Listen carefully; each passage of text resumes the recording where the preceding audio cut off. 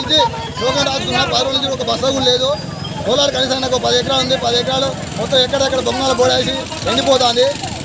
ఏంటంటే అధికారులకు ఏం చెప్పినా కానీ వస్తే అనేసి మాయమాటలు చెప్తారు. పోలీసు వాళ్ళు కానీ కానిస్టేబుల్ కానీ ఏవోసారి కూడా మమ్మల్ని పట్టించుకునే విధానం లేదు. ఎందుకంటే రైతులకు అయితే పోతాడు సార్, మరి ఆగండి సార్ అనేసి రైతులను ఆపితే కూడా ఆగట్లేదు. ఏవోసారి మాకు సమాధానం చెప్పట్లేదు. అంటే ఏవోసారి అంటే రైతులు అంటే విలువ లేదా? రైతులు ఏంటంటే ఆ పిల్లలు ఏం చదువుకోండి, నాకు 4 పిల్లలు ఎట్లా చదువుకోవాలి? అప్పులేం కట్టాలి? అప్పుల బాధలకు పురుగుల మంది చావడమే ఈ అధికారులు చేస్తున్న ఇది. ఇప్పటి వరకు ఆడేకాలలో నేను ఒక్కసారి కూడా నెల రోజులు దాటింది పంట ఇచ్చి ఒక్కసారి కూడా బస్సు యూజ్ చేయలేదు. నేను యూరియా కోసం 10 సార్లు లైన్లోకి వస్తే ఇప్పటి వరకు కూడా నాకు ఒక్క బస్సు ఇచ్చింది లేదు. వచ్చుడు రోజు పోవుడు నైట్ అంతా నిద్రలు వేస్ట్ చేసుకొని అదే దాన్ని చాలా దరిద్రమైన ప్రభుత్వం ఇది. ఇంతకంటే అద్భుతమైన ప్రభుత్వం ఇంకోటి ఉండదు. రైతులు ఉసురు పంచుకుంటారు, గోసలు పంచుకుంటారు. ఒక్కొక్క రైతు సాధారణంగా లక్షలు పెట్టుబడి పెట్టి ఎంతో అంటే చెప్పడానికి కూడా లేదు. చాలా ఇబ్బంది పడతారు. కొంచెం అర్థం చేసుకొని రైతులకు ఆదుకోవాలని పరిస్థితి లేదు. మందు కట్టాలు రావాలి, ఉరియా బస్తాలు వస్తలేదు.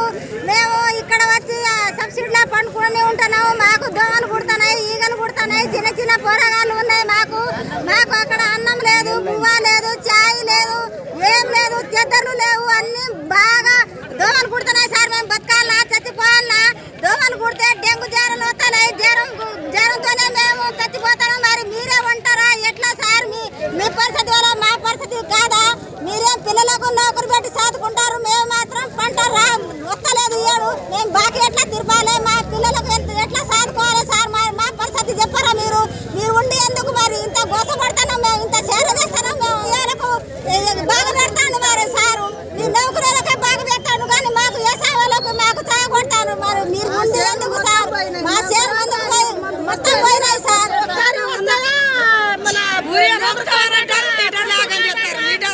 వాళ్ళకి ఇచ్చేస్తారు.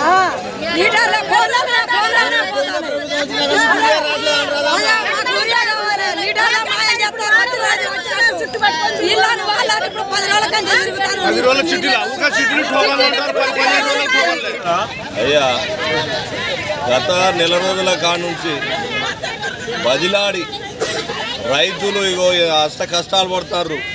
ప్రభుత్వాలకు కాంగ్రెస్ ప్రభుత్వం కావచ్చు, బీజేపీ ప్రభుత్వం కావచ్చు, సిగ్గు లేదు కొద్దిగా పైన. ఊరియా ఇంత కొరత అవుతుందనే దాని మీద ఏడమంటారు ఈ లీడర్లు, మంత్రులు. కనీసంగా కన్ను తెరిచి చూస్తే ఎంత బాగుంటుంది. ఇగో ఇటు చూస్తే జనాలు రోజు రోడ్ ఎక్కుతారు, రోజు తెల్లందాకా దోమలల్లా పంటారు. కరెంట్ లేదు, ఏం లేదు, వర్షాలలో నిప్పులల్లో పంటారని చూడండి. జర దయచేసి మీరు ఏడ ఉన్నారో, గత 10 సంవత్సరాలు ఎట్లా ఉండే, ఇప్పుడు ఎట్లా ఉన్నది, మీరు ఒక్కసారి కన్ను తెరిచి చూడండి. మీకు రాజకీయ దావమే ఉందా? పబ్లిక్ మీద ఏమైనా ప్రేమలు ఉన్నాయా? చూడండి నాయన. రైతుల గోసలు, రైతుల బాధలు ఒక్కసారి మీరు కనీసంగా ఒక్క మండలం అనేది కాదు, జిల్లా వ్యాప్తంగా తెలంగాణ రాష్ట్ర వ్యాప్తంగా ఇంత ఇబ్బంది పడతా ఉంటే మీకు సోయి ఎందుకు లేదని మీకు ఏడుకుంటున్నాం. కాంగ్రెస్ నాయకులారా ఏడున్నారు.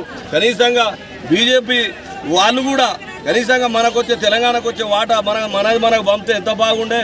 బీజేపీకి కూడా కనీసంగా